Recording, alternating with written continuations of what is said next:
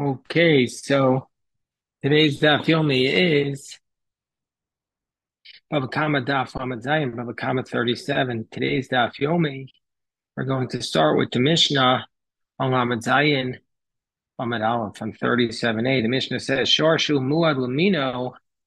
There's an ox that is a muad lamino. There's an ox that's a muad to gore other oxen for its own type. The eno muad l'she'eno mulino. But it's not a muad to gore something that's not of its own type. Or let's say there's an ox that's a muad l'adam. This ox is a muad to gore certain people. The eno muad l'behema. But it's not a muad to gore animals. Muad l'katanim. Or let's say it's an ox that's a muad to gore small children. The eno muad l'gedolim, but small calves, but not a muad to gore large calves or cows. Etchel muad, well, mishalim nezek shalim. So the animal which it is a muad to do, it pays full damages. The etch ain't a muad low, and the one where it's not a muad to do, mishalim chatzi nezek. Meaning to say, you pays half damages. You can view the ox sometimes as a muad and sometimes as a tam. Amru with Rabbi Yehuda. So they said before Rabbi Yehuda,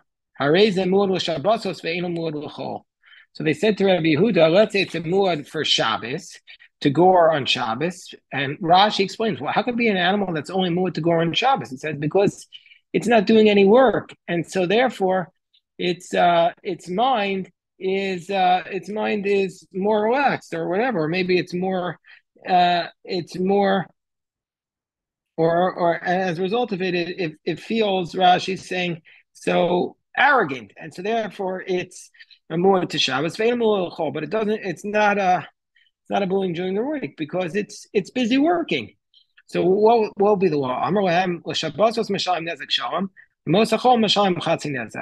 So if it gores on Shabbos, it pays full damages, but if it gores during the week, it pays half damages. When is it a tam? It's a tam. When will it become a tam? When it returns. So when does it go back to being a tam? So Rabbi Yehuda says when it stops scoring 3 days in a row, meaning to say if it becomes a muad to gore, it becomes a muad for Shabbos, and so then if it goes back 3 days of the Shabbos, 3 Shabbos days, then it reverts. Not 3 days during the week because it was a muad just to gore on Shabbos. Rashi says, after it becomes the Mul Shabbos, they brought oxen in front of him on Gimel Shabbosos on 3 Shabboses, and it didn't gore, Chazer with Tamuso. And then it goes back to being a tam. So Itmar Rav Zvid Amar, Rav Zvid says, Ve'eno Muad Tanan. Rav Zvid says, it is not a Muad, meaning to say that's what we learned in the Mishnah, meaning to say, if there was a shua that was a muad for mino, but it is not a muad with those that are not it. Shur shul muad mino ve'eno muad tanan. And so that's how Rav Zvid taught it. Rav Papa says eno muad tanan, but Rav Papa says it not with the vav. So look at Rashi. The ein muad l'she'eno mino. And it's not a muad for the one that's not of its kind. The adinam bay, because we know about it, delom nagach, that it doesn't gore. Meaning to say they bring it in front of these animals that are not of its min, and it doesn't gore. Therefore, if it gores one that it's not a muad to, if it gores it after a period of time, pays chatzi nezek. But mistama, but without knowing if it's a muad for this one or a muad for that one, we're going to assume that it's a muad. Meaning to say ve'eno muad means to say we know specifically it's not a muad. That's how Rav Zvid reads it. Whereas Rav Papa says ein a muad tvan. Rav Zvid says ve'en a muad tanan hastama. But in general, if we didn't take it in front of this other animal 3 times, we would say it's a muad. Which Rav Papa says ein a muad tanan. The stama will have a muad. Rav Papa says as a stam, we're going to say it's not going to be considered a muad. Rav Zvid daik mi seifa, Rav Papa daik mi reisha. Rav Zvid learns it out from the concluding clause, and Rav Papa learns it out from the initial clause. And Rav Zvid daik mi seifa, because the katani muad lekatan and vein muad l'dolim, because it says in the seifa it's a muad for calves, but not for cows. Now, if you say we know for sure it's not a muad, hastame have a muad, then we would say, in generally speaking, it would be a muad. Hakamash malan, that even from the calves to the adult ones, nami mistame having muad. Then as a baseline, we'll say it's a mood. But if you're going to say as a baseline, it's not a mood, stamalo having mood. Then as a baseline, we're going to say it's not a mood. Hashi yeshomer mikatanim l'katanim. The alma stamalo having mood. But if you're going to say from katanim to other small ones in general, mistama, it's not a mood. Mikatanim l'gedolim tzuchamemer, which you have to say that from the katanim to the gedolim, it's not a mood. So it must be, like he's saying, that generally speaking, we're going to say that if it's a muad for one, we're going to it's a muad for all, unless we know for sure. Rav Papa says, Rav Papa says, no, they need to teach us this. Why? You might have thought, oh, parts beba, who mina, since he became a muad in that specific type, therefore, it doesn't matter from the adults to the kids. We're going to assume that it's a muad. So therefore, our Papa is saying that as a general rule, we say that it's coming to teach us that it's not a muad for that. But our Papa Our Papa derives that mistama. We're going to say it's not a muad for anything other than its type. From the first cause, the katani muad adam ain't a muad behema. That if it's a muad for a person, it's not a muad for an animal. Now, if you're going to say, as a general rule, we say it's not a muad, therefore, stamu will have a muad. So, in generally speaking, it wouldn't be a muad. Kamash me'on, nafilum me'adam behema, and even from a person to an animal, nami stomach will have a muad. It's teaching us that even from a person to an animal, we're going to say stomach, it's not a muad. But if you say like Razvid, that really has a baseline. It is a muad in general. It's just until we learn that it's not, because we're reading it as ve'ena muad. As stomach have a muad. So as a general rule, it's a muad. So if that would be the case, well, then why does that have to tell us if we know from one animal to another animal as a baseline it's a muad? Then do you really need to tell us that from a person to an animal, it's also mistama amud? It's obvious. So Gemara says, so Razvid says, no, the first cause is referring to taking the animal back from its status of a muad, returning to its status of a tam. Like what? Could go and have a muad adam. It was a muad to a person, umuad or behema, and a muad to an animal. V'hadar mi behema, but we know it changed its status of being a muad to an animal from being a muad to an animal. Why? Because it stood next to an animal 3 times and it didn't gore. So mao de tema, you might have said kivin lo hadar be'mi adam. Since it didn't stand next to a human and stop goring 3 times, so we might have thought to say, Chazar de behema wa chazarhi. We might have said, okay, so since it reverted from being a muad to an animal, but that's not enough to say it's not a muad to a person. Kamash mu'an, the chazar de behema miya chazarhi. So we're going to say, no, yes, it still reverted from its status from being a muad to an animal, even though it hasn't reverted from its status from being to a muad to a human. So the Gemara says, Meisvei, so again, the Gemara is going to now bring a challenge to Rav Zvid. Rav Zvid says, as a baseline, we're going to say that it is a muad. If it's a muad to one species, it's a muad to another, unless we say, or as Zvid says, ve'enamod. We know for sure that it's not a muad to this other animal, like it's been in front of it. But we're going to assume as a baseline it is a muad to other animals. So Meisvei, Sumcha Somer Muad Adam. That if Simcha is taught in the Brisa that if it's a muad for a person, it's a muad for a behema from a kal v'chomer. Ma'ala adam muad, but behema l'kol shekain. So just like if you're a muad to a person, for sure you're a muad, the ox is a muad to gore an animal. Now we call the Bava Kamma, so this must be the Bava Kamma says that just from the fact that you're a muad to a person, ain't a muad, that you're not going to be necessarily a muad to an animal. So it's against Razvid. So Razvid, Sumchos HaKazarakai. Sumchos is referring to changing its status.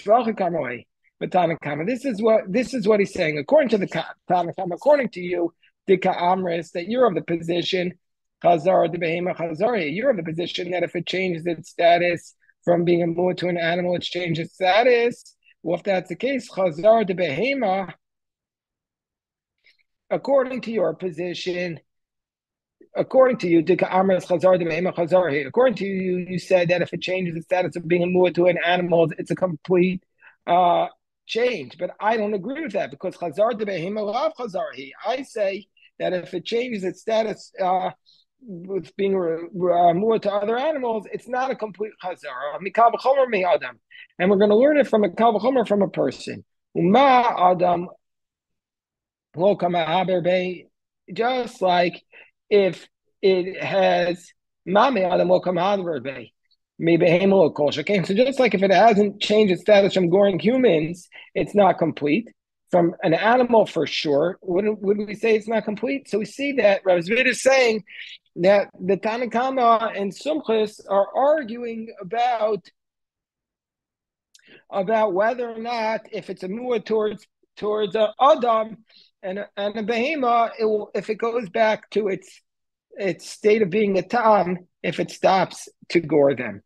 So they're not talking about whether it's a mu'ah to one animal or another animal. It's talking about this issue of chazara. So Amar Avashi. So now the Gemara is going to say, let's prove Razvid's position that just if you're mu'ah to one animal, you're as a baseline a mu'ah to another type. Amar Avashi Tashma. So Ravashi says, let's try and bring a proof from the following case. Amar Rabbi Yehuda raised a mu'ah with Shabbosos. Let's say he's a mu'ah for Shabbos. Ve'en a mu'ah limosachol. So they said in front of Rabbi Yehuda, if one is an animal, it's a mu'ah for Shabbos, but it's not a mu'ah for during the week. So he says, he says, okay, for Shabbos you pay full damages, for during the week you pay half damages. Now, if you want to say he's of the position that it states, like Razvid, that that if you're mu'ah to one, you're necessarily mu'ah to the other unless we have proof. So therefore, if that's the case, like Razvid is saying, that makes sense. So therefore, they're asking him about this case because that makes sense. And he's answering them about this case. That makes sense that they're asking him about this case. Meaning to say that we know the animal is more on Shabbos, but not during the week. And Rabbi Yehuda is responding to say that they pay for Shabbos, but not during the week. In a muad katani, then in general, it's not a muad. Agmur Yehuda come way. Are they teaching him? Well, it's obviously the case. If it's a muad to one, it's not a muad to the other. Vizu, what's his response? So the Gemara says, fine. The Gemara seems to accept it as a proof. So the Gemara says, I'll give you another proof for Razvid. We can also infer from the first clause. The Katani, it states in the first clause, the ox, which it's a mu'ah to, he pays full damages. It's not a mu'ah to, it pays half damages. Now, if you want to say that it's not a muad, Perushi Kamafarishla. If you want to say that in general, if it's a muad to one, it's not a muad to the other, then it's explaining the case. So the one that's a muad, it pays. The one that's not a muad, it doesn't pay. If you want to say in general, it's not a muad, so psaka, maisu eshemur lo mishayim neziksham. Then, since it's already been established a ruling, why does it respond? Why does it respond? The one which is not a mu'ah to, he pays. But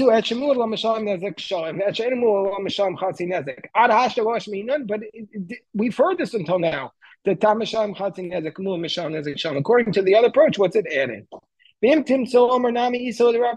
Gemara says, and if you want to say that Rav Papa is correct when he says ain't a mu'ah katani, that it's a mu'ah to one, it's not a mu'ah to the other. If you want to say like that, Nagach shor chamor v'gamol nasamur lakol. So if you want to say,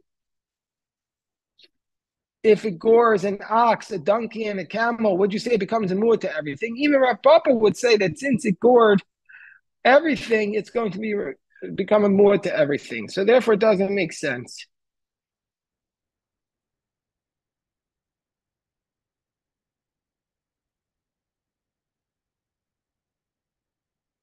So even according to Rav Papa, who says if it's not a muad to if it's muad to one, it's not a muad to the other, he would agree that if it gored an ox, a donkey, and a camel, it becomes a muad to everything, and we don't require a kol chavachad because since it became a muad for three different times, it's established that it's a muad to everything.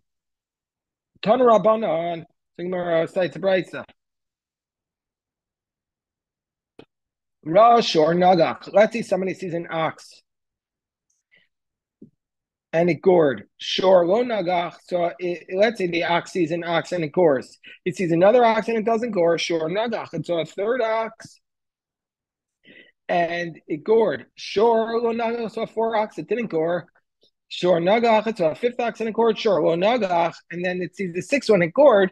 Nas a muad will say rugen l'shvarim. Then it becomes a muad will say rugen. Meaning say every other ox it's going to gore. And so therefore, if it sees an ox, it doesn't gore, then the next one it's still a muad to gore it. Tan Rabbanan, Ra Shor Nagach, Chamor lo Nagach, Sus Nagach, Kamo Nagach, Arod lo Nagach, Nasamuru Serogan Kol. Let's say it sees an ox and it gores, and then it sees a donkey and it doesn't gore, a horse and it gores, a camel doesn't gore, a parrot Nagach, a mule and it gores, and a wild donkey and doesn't gore. Now since the Rugen Kol, it becomes a muad. Again, let's say Rugen alternately. The Gemara says, the Gemara has the following question. Naga, let's say, what's the case here?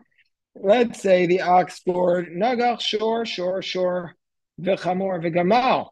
It's on an ox and it gores it, an ox and it gores it, an ox and it gores it, and then a donkey and a camel. What's the law? Hi, sure, basra shvarm shadin. This third ox that it gores, or actually the fourth ox that it gores. No, the third ox that it gores doesn't gore four ox.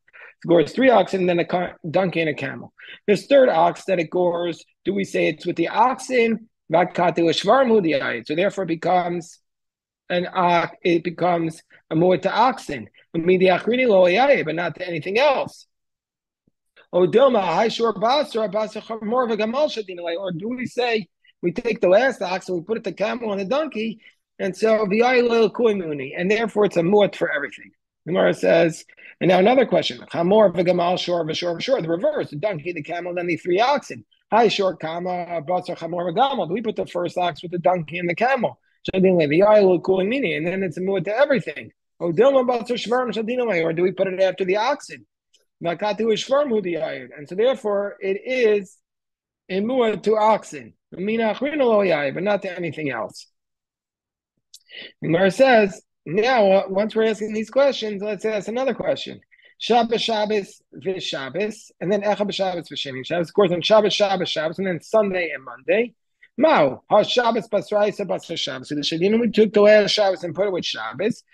Bakati is Shabbos udiyayit. It's a muad for Shabbos. The muad is a chol uyayit, but not for during the week. Odoma basra Echa b'Shabbos v'Sheni Shabbos Shadina, and the ayil will cool yom. And when you say no, we put the last Shabbos with Sunday and Monday, and it's Shabbos for all the days. And then a fourth question, just to reverse. Chamishi b'Shabbos v'Erev Shabbos Shabbos with Thursday, Friday, then three Shabbases. Now, what's the law? Shabbos kamaisa basar chamishi b'Shabbos v'Erev Shabbos. Do we put the first Shabbos with Friday and Thursday? V'ayal kol yom, and then there's a mood for all the days. Odilma, or do we say Shabbos kamaisa basar Shabbos with the shalin alay? Or we put the first Shabbos with the Shabbos with Shabbos uliyayid, and we're going to make it for Shabbos, but not for the other days. So Gemara says Teiku. So in this case, we're going to say Teiku. We leave the question unresolved. So since it's unresolved, presumably we would say, you need to bring a proof. And so therefore, we're going to leave the money where it is, unless we can bring a proof to release it from that situation. Then the Gemara says the following. Gemara says, Nagach shor yom chamisha sar b'chodesh zeh. Let's say gores an ox on the 15th day of this month, or the ox, so if an ox scores on the 15th day of the month, and then the ox scores on the 16th day, it scores on day 15, 16, and 17, put it to Rav and Shmuel. Well, this is the machlokas between Rav and Shmuel, because what was the machlokas between Rav and Shmuel? Because by a woman, that a woman establishes her vest but her cycle for Nida by if she sees it on the same day of every month, or if she sees it moving one day from every month. So if she sees it on the 15th day of the month, Yom Shisha Asar B'Chodesh Zeh, Yom Shiva Asar B'Chodesh Zeh, if she sees it on day 15, 16, and then 17, first and in January on the 15th, or Nisan, ER 7, Nisan the 15th, ER the 16th, Sivan the 17th. Rav says, Kabbalah Veses. Rav says she's established a Veses where it moves each day 1 month. She she has to establish this 3 times, meaning to say she has to go 3 months where each month she moves 1 day. That's what Shmuel is saying.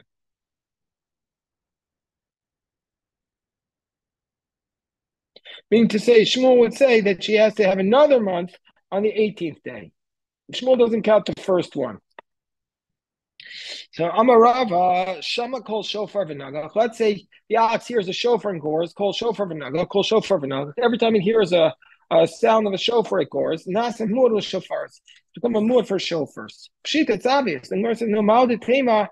You might have said, Hach Shofar Kama Siyuta Ba'amu who did not. You might have thought that the first shofar was just scaring it and doesn't count towards its muad status. Kamash Lino is teaching us that the first shofar also counts. That's what Rabbis say. But now we're saying the next case, Shorsha Yisrael Shenagach Shorsha Hektish. Let's say you have an ox of a Jew that gores an ox of Hektish. Vishal Hektish Shenagach Shorsha Hejod, or if you have an ox of Hektish that gores an ox of a regular person. Now, if you have an ox of a Jew that gores an ox of Hektish, or if you have an ox of Hektish that gores an ox of a regular person, Potter, you're not going to be liable. Shenemar Shorayeu. You're only liable if your ox gores another ox owned by another person. Lo shor shel hektish. You're not an ox of hektish. Shor shel yisrael shenagach shor shel kanani. So this is not very ecumenical. But if an ox of a Jew gores a Canaanite, Potter, the Jew is going to be not liable. Shekanani shenagach shor shel Yisrael. And if a Canaanite gores an ox of a Jew, he pays full damages. So this is obviously caused a lot of strife for the Jews when we're involved in polemics with people who wanted to take down the Talmud. So the first clause, not Rabbi Shimon Nasi, because Shimon Nasi taught Shor Shal Hedjot Shenegach Shor Shal Hektish Shal Heged Shenegach Shor Shal Hedjot Potter. He said the Bryce says it's Potter. It says Shor Re'eh Shor Shal Hektish. But Shimon Nasi says Shor Shal Heged Shenegach Shor Shal Hedjot Potter. But Shal Hedjot Shenegach Shor Shal Hektish. But if my ox scores the temple's ox, Bein Tam Bein Muad. Mishalim Nezek Shalim. So we'll stop there, but that's what Rabbi Shimon Menashe says. God willing, pick that up. On Shabbos, we'll review that stuff and do it even sharper and do it even stronger. Shkoyach, and thank you for